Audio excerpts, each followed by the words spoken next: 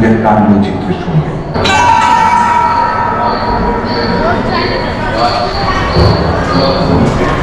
আজ থেকে 460 কোটি বছর আগেই সৌরজগতের সব প্রাগৈতিহাসিক শীতল হতে থাকে। পৃথিবীতে প্রাণের উদ্ভবের আগে এক কোষী জীবেদের অক্সিজেন ছিল না। প্রায় 280 কোটি বছর বায়ুমণ্ডলে অক্সিজেনের সৃষ্টি।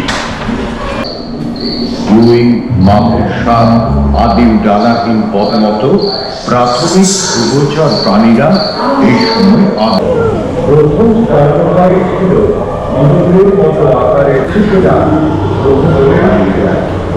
আবির্ভাব হয় নানা রকম আবহাওয়ার সাথে মানিয়ে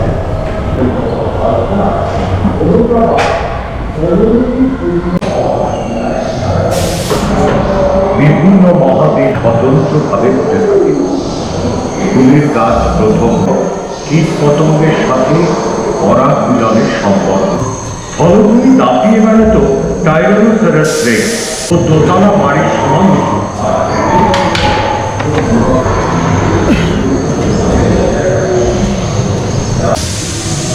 এদের আক্রমণ থেকে বাঁচার জন্য তৃণধারীরা ক্রমশ বড় হয়ে উঠতে থাকে। আমরা এখন যে আইস এজে বাস করছি তা শুরু হয়েছিল ম্যামথ ও মাস্ক অক্স তাদের শরীরের গঠনের সাহায্যে ঠান্ডা